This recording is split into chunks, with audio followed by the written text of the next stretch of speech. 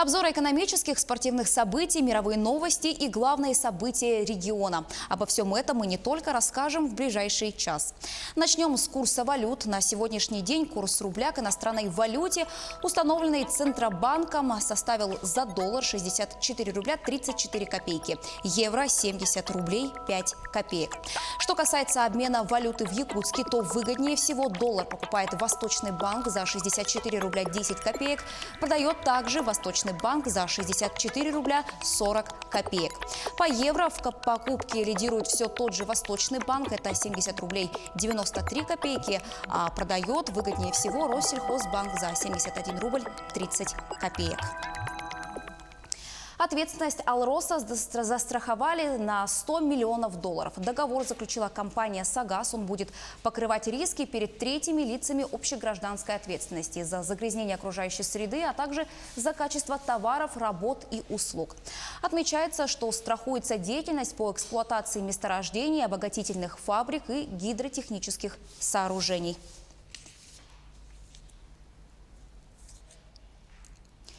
Жилье, изъятое у чиновников и их родственников, если оно не было задекларировано или было получено преступным путем, планируется изымать в доход государства для последующей продажи всем желающим. Подробнее в экономическом обзоре расскажет мой коллега Иван Лазаренко. Иван, я тебя приветствую. А в настоящее время какой действует механизм по дальнейшему использованию вот такого имущества? Анастасия, в настоящее время такое жилье, изъятое в рамках, в том числе, противокоррупционной деятельности, направляется совершенно бесплатно, например, гражданам на улучшение их жилищных условий. Это новости экономики. В студии Иван Лазаренко. Минэкономразвития подготовила законопроект, который разрешит продавать незадекларированные квартиры и дома, изъятые у чиновников и их родственников, и таким образом увеличить доходы бюджета. Сейчас жилую недвижимость, конфискованную в рамках дела коррупции, можно только отдавать для социальных и государственных нужд бесплатно. Такое жилье могут получить, например, очередники или госпредприятия и учреждения. По замыслу Минэкономразвития в законодательстве должно появиться понятие конфискованной и изъятой жилой недвижимости, обращенной в собственность государства, реализация которой возможна исключительно на торгах. Критерии, какие квартиры по-прежнему будут отдавать бесплатно, а какие можно продавать на торгах, определит правительство уже после принятия поправок. Планируется, что новые нормы начнут действовать уже в декабре 2020 года. В скором времени россияне смогут получить пенсию, материнский капитал, оформить статус индивидуального предпринимателя и многие другие госуслуги в отделениях банков. В 2020 году предоставлять данные услуги будут в пилотном режиме в кредитных организациях, расположенных в Центральной России, но при этом с 2022 года практика может быть распространена на всю страну. Отмечается, что за получение государственных услуг через банки с граждан не будут взиматься дополнительная оплата. Эта инициатива Минэкономразвития призвана улучшить качество государственных сервисов. Подчеркивается, что банки не смогут использовать персональную информацию пользователей в коммерческих целях. Число российских заемщиков с просроченной более чем на 90 дней задолженностью перед микрофинансовыми организациями на конец сентября составило 3,5–4 миллиона человек. Это на 25% больше, чем годом ранее. Объем просроченных микрозаймов на конец сентября достиг 101,5 миллиарда рублей. Это с учетом штрафов и пений. В будущем эксперты ожидают снижения объема просроченной задолженности и сокращения числа должников, так как после введения более жесткого регулирования рынка микрофинансовые организации стали более тщательно подходить к отбору своих клиентов. При этом большинство граждан в настоящее время, к сожалению, не имеют возможности совершать крупные покупки без кредитных средств, подчеркивают аналитики. Суперсервис, который поможет гражданам при рождении ребенка быстро и удобно оформлять нужные документы, запустят в России в следующем году. Сейчас для оформления базового комплекта документов и положенных пособий при рождении ребенка требуется до 14 личных визитов в государственные ведомства или в многофункциональный центр. Там потребует написать аж 23 бумажных заявления. На все про все может уйти более 1,5 часов без учета ожидания в очереди. Суперсервис рождения ребенка, как обещают его разработчики, позволит перевести общение родителей родителей с государством в электронный формат и сократить время всех процедур до 15 минут. Готовые документы родители получат опять же в электронном виде, а социальные пособия им перечислят на банковскую карту. Через суперсервис можно будет оформить электронное свидетельство о рождении, ИНН, медицинский полис, СНИЛС, свидетельство о регистрации по месту жительства, а также сертификат на материнский капитал. Родителям будет также доступна запись в детский сад и онлайн-отслеживание очереди в него. «Алроса» приобрела не имеющую аналогов в мире по своим рабочим параметрам и стоимости буровую установку. Подземную установку Оренбургского завода «Алроса» купила специально для работы в шахте с особо сложными горно-геологическими условиями. Буровая установка оснащена устройством контроля утечек тока. Корпус защищен от возможного детонирования метана. Система дистанционного управления позволяет выполнить работу без риска для жизни и здоровья буровиков. Предварительно были проведены испытания техники, показавшие ее промышленную надежность. Запуск в эксплуатацию новой буровой установки планируется в 2020 году. Министерство природы призвало Красноярский край и Якутию принять меры по защите дикого северного оленя вплоть до полного запрета на его охоту. Министерство проанализировало неблагополучную ситуацию, сложившуюся со состоянием популяции дикого северного оленя, обитающего в этих регионах. Основными причинами снижения численности популяции оленя профильные эксперты назвали хищническое использование ресурсов, браконьерство, высокую численность волка и практически круглогодичный промышленный отстрел. На этом у меня пока все. Оставайтесь в курсе экономических событий на Якутия-24. Анастасия, ну а актуальная информация из мира экономики обязательно появится в следующих выпусках. Спасибо. Иван, большое спасибо. Мы ждем. А я напомню, об экономической ситуации в стране нам рассказал Иван Лазаренко. Мы продолжаем выпуск. Президентские гранты на сумму 1,5 миллиона рублей выиграли два проекта некоммерческих организаций Мирнинского района. Первый посвящен военно-патриотическому воспитанию молодежи спортклуба парашютистов «Феникс». У него грант в размере почти 950 тысяч рублей, а второй проект «Не лишние дети» районного общества инвалидов. Он выиграл около 450 тысяч рублей. Средства будут направлены на укрепление здоровья не менее 20 инвалидов в возрасте от 2 до 16 лет в поселке Айхал. Гранты получают и другие проекты, некоммерческие организации. Так, более 4 миллионов рублей получили организации Ленского района. Максимальную сумму гранта, которая составила 600 тысяч рублей, получили проекты Совета ветеранов и Общества инвалидов. Пеледуйскому храму святого великомученика Пантелеймона выделили также максимальный грант на создание игровой зоны отдыха и благоустройство территории воскресной школы в центре поселка. Также деньги выделили танцевальному спортивному клубу «Румба», проекту прихода храма святителя Иннокентия Московского, который организовывает экспедиции для детей, и проекту начинающих танцоров «Т-Тим». В Якутске начал работу второй молодежный карьерный форум. Он проходит в историческом парке «Россия. Моя история». Организатором крупнейшего регионального профессионального мероприятия выступает агентство по развитию человеческого капитала на Дальнем Востоке. Особенностью форума является то, что его программа совмещает ярмарку вакансий и ярмарку учебных мест. Планируется, что мероприятие до конца дня посетят более 4000 молодых людей. Информационно-деловой блок форума представили более 30 организаций, заявивших свыше 500 вакансий на рабочие места в сферах промышленности, IT, сервиса, транспорта, связи и другие. Кроме этого, в мероприятии участвуют более 40 образовательных организаций. Ярмарка, напомню, продлится во второй раз, и с каждым разом ее популярность нарастает. По итогам прошлого мероприятия более 14% тех, кто принял участие в форуме, смогли найти работу по душе. Наша задача дать возможность молодежи все-таки посмотреть, поговорить с кадровыми службами этих компаний о заработной плате, об условиях работы, с тем, чтобы они уже могли реально трудоустроиться. Так? Это один момент. Второй момент, мы для школьников, старшеклассников проводим профориентационные услуги. Сегодня у нас 40 образовательных организаций, начиная с Северо-Восточного федерального университета, сельхозакадемии, Артический институт культуры и искусств и все техникумы и колледжи, которые у нас работают сегодня в республике, они здесь представлены. Да? 8 студентов из Китая будут учиться в Институте физической культуры и спорта Северо-Восточного федерального университета. Ребята приехали в столицу региона недавно. О том, как адаптируются студенты, расскажет наш корреспондент Андрей Мухоплев. Китайская делегация успела посмотреть некоторые достопримечательности и знаменитые музеи столицы республики. Восточные гости были приятно удивлены знаменитому якутскому гостеприимству. Однако гости отметили, что первый раз в жизни видят снег в такое раннее время года, что тоже их очень обрадовало. До приезда в Якутск я занимался ушу. Здесь я хочу научиться большому теннису. По окончании учебы хочу стать преподавателем или тренером. Некоторые по приезду уже успели обзавестись местными друзьями, так как пока они еще не знают русский язык, общение проходит на ломаном английском или же на самом знаменитом языке мира, на языке жестов. Я выбрал ФФУ, потому что дома мои наставники и учителя советовали этот вуз. Они его очень хвалили. И мои родители, конечно, согласились. Если сравнивать стоимость обучения с Китаем, то здесь недорогие цены, что тоже очень важно. Единственная девушка из делегации сказала, что хочет увидеть своими глазами и почувствовать настоящий якутский холод. Я раньше занималась национальными танцами. Приехав сюда, узнала, что здесь раньше училась моя землячка, которая занималась шашками и стала чемпионкой Азии. Хочу здесь обучиться такому же мастерству.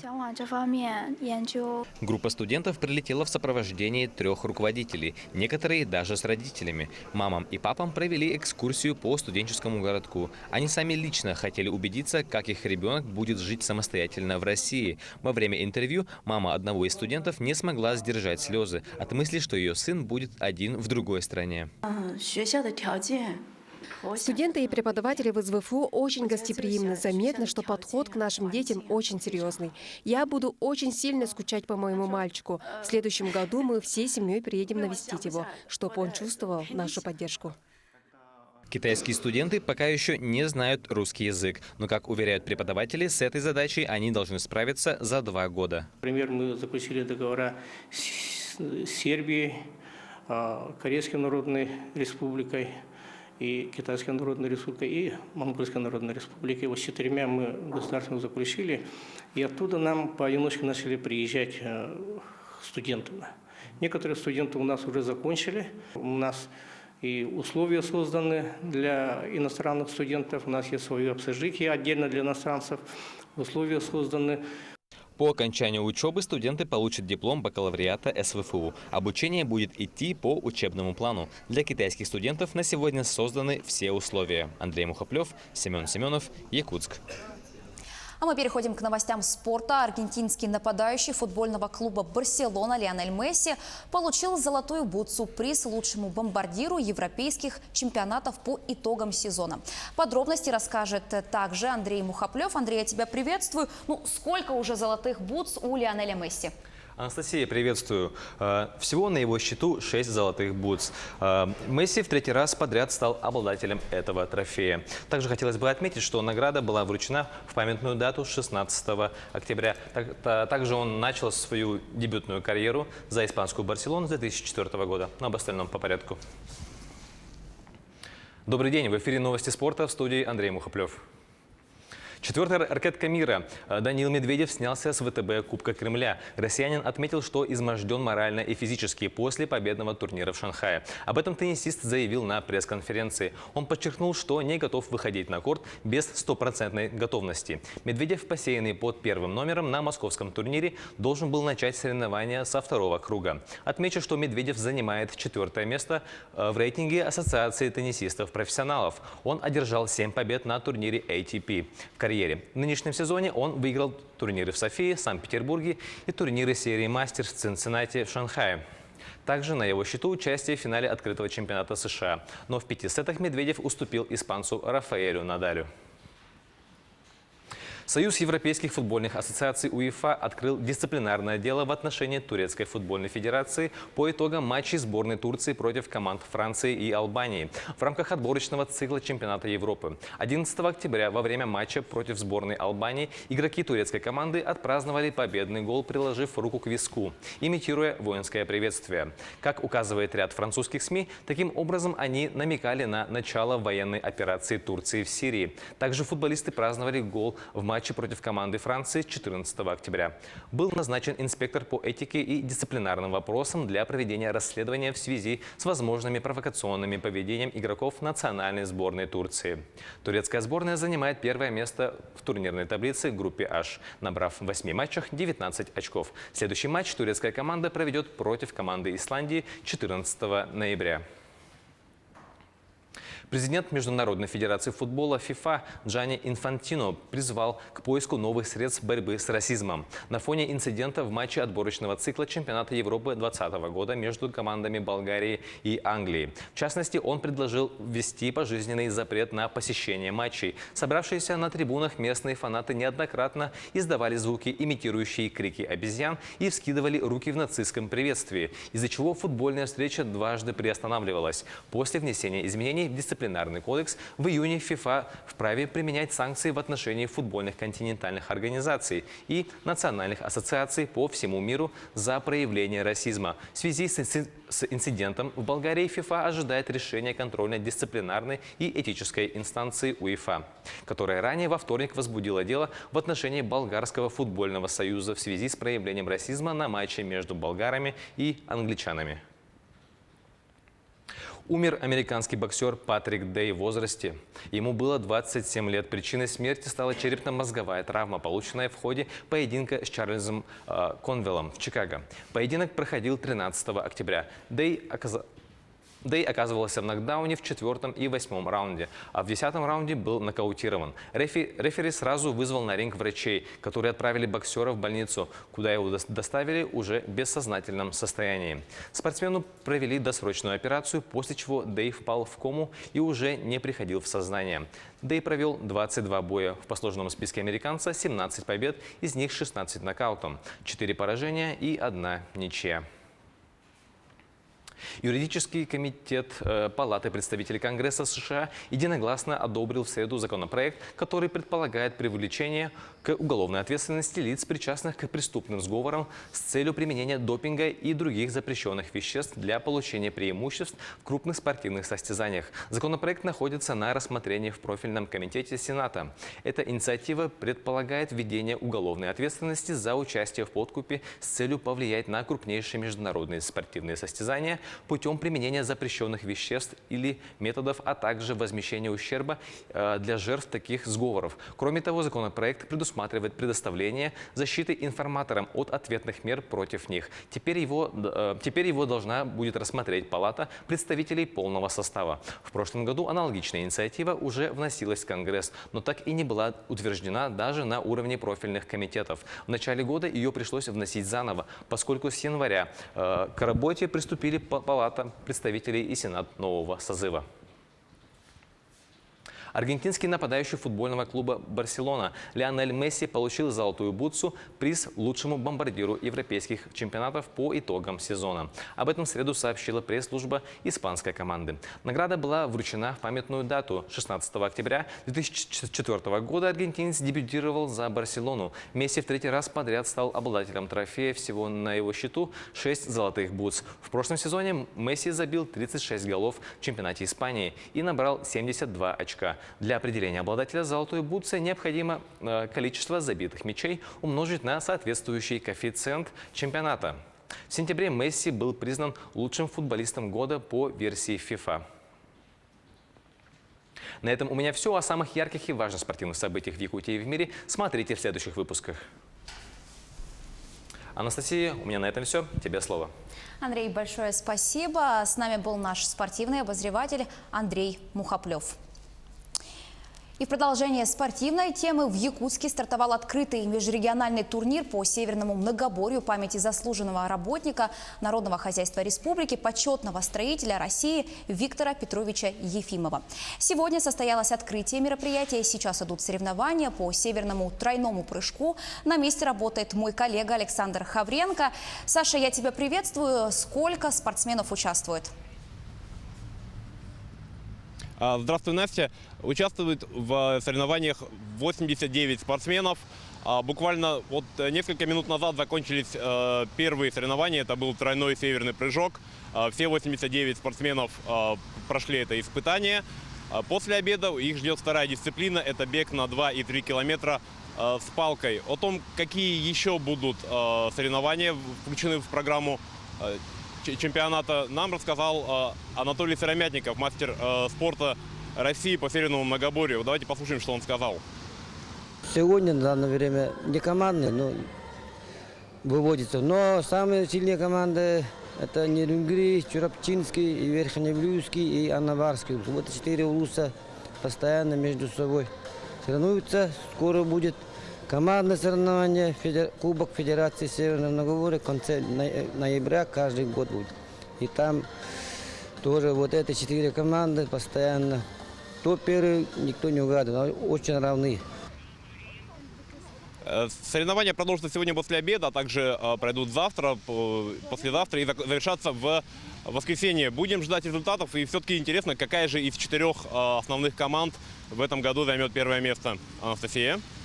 Саша, большое спасибо. Будем от тебя ждать подробностей. А я напомню, что на прямой связи со студией был наш корреспондент Александр Хавренко.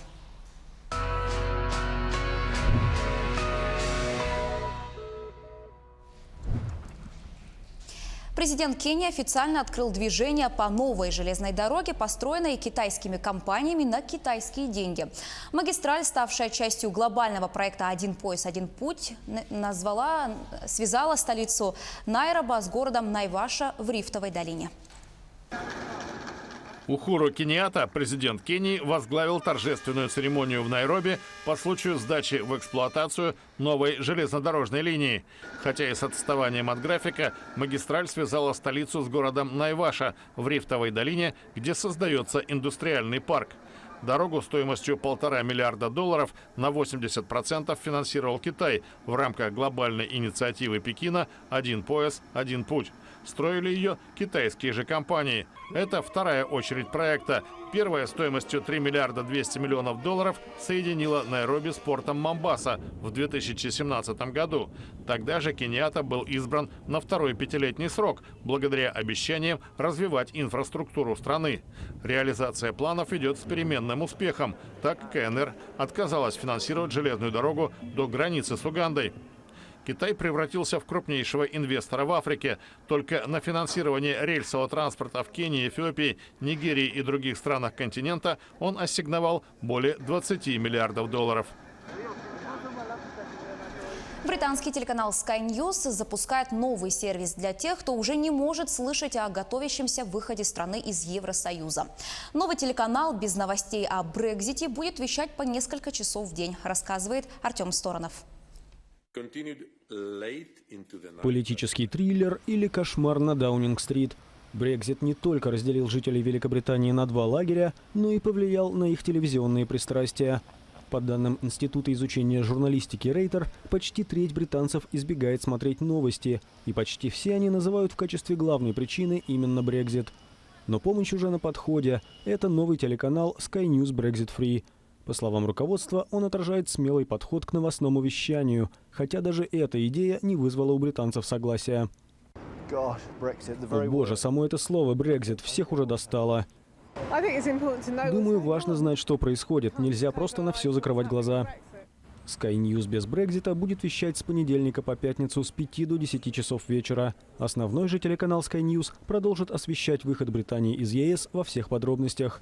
Для многих новый телеканал станет долгожданным облегчением. До выхода страны из Евросоюза, со сделкой или без, остаются считанные дни. Хотя некоторые британцы уверены, до конца этой мыльной оперы остается еще очень много эпизодов.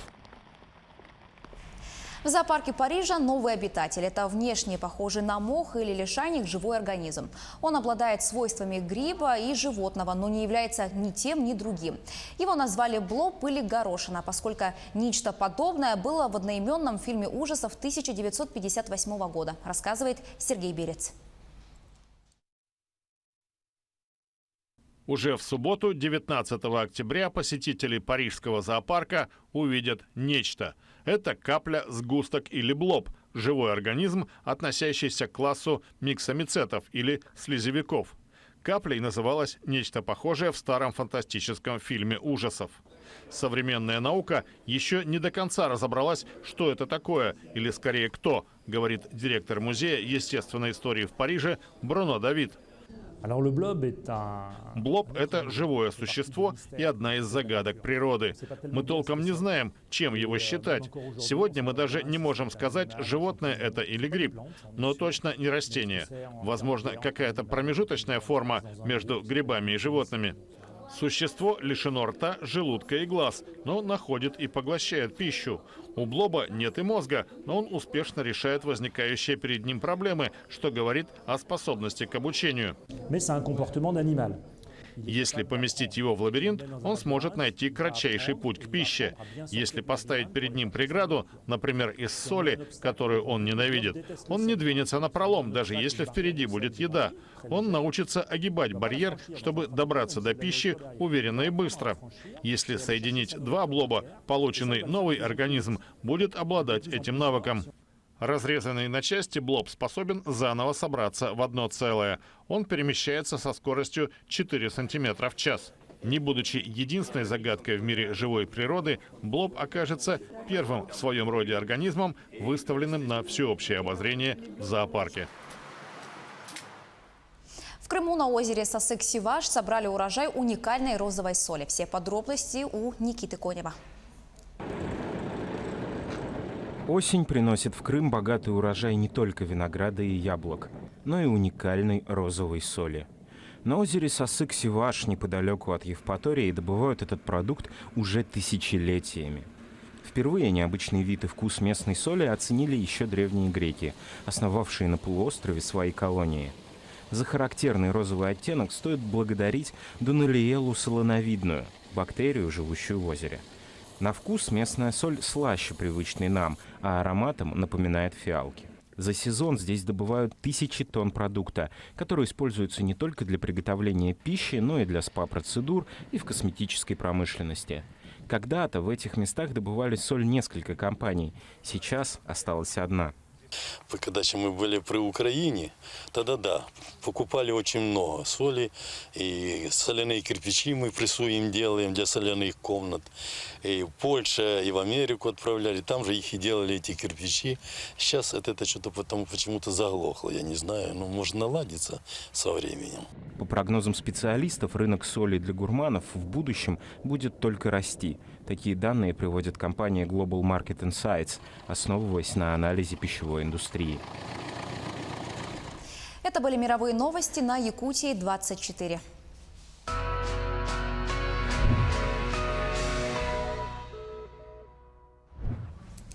Эффективное управление общественными финансами обсуждают в Якутске. В эти минуты проходит семинар-совещание финансовых работников республики. На месте событий работает наш корреспондент Саргалана Федорова. Саргалана, я тебя приветствую. Расскажи, какие вопросы обсудят участники семинара? Приветствую, Анастасия. Автоматизация полномочий финансовых органов муниципальных образований и субъектов России, формирование модельного бюджета, инновационные методы выполнения бюджетов регионального и муниципального уровней. Это вопросы, которые обсуждают участники сегодняшнего совещания. Семинар проходит ежегодно, и в этом году основной акцент будет сделан на автоматизации процессов управления бюджетом. И подробнее нам расскажет Андрей Никитин, руководитель департамента проектирования анализа бюджета компании Кейс-Систем. Андрей, здравствуйте. Вам слово. Здравствуйте.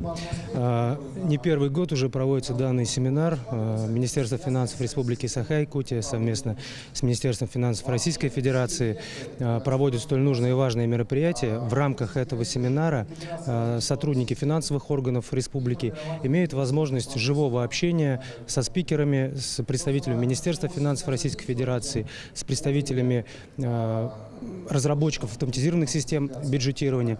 И я считаю, что это очень важно, и это позволяет повысить уровень знаний, уровень компетенции сотрудников финансовых органов, настроить их, так сказать, на новые свершения. В рамках семинара в этом году основной тренд, скажем так, это цифровизация, которая касается всех аспектов нашей жизни. В частности, на семинаре были представлены программные решения, которые используют отечественные операционные системы, отечественные базы данных, то есть полностью соответствуют требованиям к программному обеспечению, требованиям, которые в рамках импортозамещения выставляет нам Министерство информатизации. В этом году упор был сделан на такие важные темы, как формирование модельного бюджета, расчет усредненных расходных обязательств. Также были рассмотрены вопросы консолидации информации по бухгалтерскому учету и много других важных тем. Я считаю, что семинар проходит очень успешно, и на данный момент это такое вот очень важное и нужное мероприятие, которое позволяет и нам, как разработчикам, и специалистам финансовых органов в таком формате живого общения повысить свой уровень знаний и в дальнейшем работать над повышением эффективности бюджетных расходов. Спасибо, Андрей. Мы все знаем, что сейчас субъекты России работают над реализацией национальных проектов, и система мониторинга и проблемы, которые возникают в части финансового обеспечения в ходе реализации нацпроектов, тоже сегодня обсудят. Кроме этого, с 1 января все муниципальные образования будут обязаны размещать в системе электронного бюджета значительный массив информации о бюджете. Об этом тоже всем участникам сегодня расскажут. Анастасия. Саргалана, большое спасибо. Я напомню, что на прямой связи со студией была наш корреспондент Саргалана Федорова. Переходим к новостям чрезвычайных происшествий. Житель Якутска потерял паспорт и стал жертвой мобильного афериста. 43-летний мужчина, потеряв документ, опубликовал в социальной сети объявление с просьбой вернуть его за вознаграждение. О том, что случилось дальше, расскажет мой коллега Юрий Осипов. Юрий, я тебя приветствую. Вот как мужчина стал жертвой мошенников? Да, Анастасия, здравствуй. Через какое-то время с мужчиной связался неизвестный, который сказал, что нашел паспорт, но вернет его только при условии получения вознаграждения в сумме 3000 рублей. Мужчина, желая вернуть свой паспорт, согласился и перевел деньги, но после этого неизвестный перестал выходить на связь. Здравствуйте, вы смотрите обзор чрезвычайных происшествий, в студии Юрий Осипов.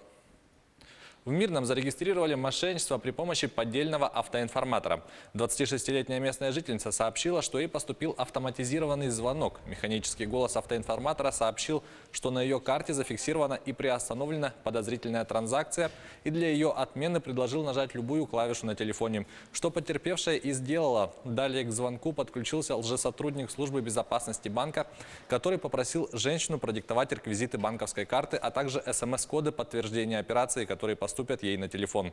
После того, как женщина сообщила мошеннику по телефону всю необходимую информацию, с ее карты произошло списание более 25 тысяч рублей. Аналогичным способом мошенники похитили у 35-летнего мирнинца свыше 70 тысяч рублей. Ему также сначала поступил звонок от автоинформатора. Полиция начала проверку по факту смерти одного из постояльцев дома-интерната для престарелых и инвалидов в Хангаласском районе. Происшествие случилось 29 сентября в поселке Мохсоголох. Мужчина 1945 года рождения днем выбросился из окна своей комнаты на втором этаже дома-интерната. От полученных при падении травм он скончался в больнице. Предсмертной записки он не оставил. По словам работников и постояльцев интерната, в последнее время он сильно переживал из-за проблем со здоровьем.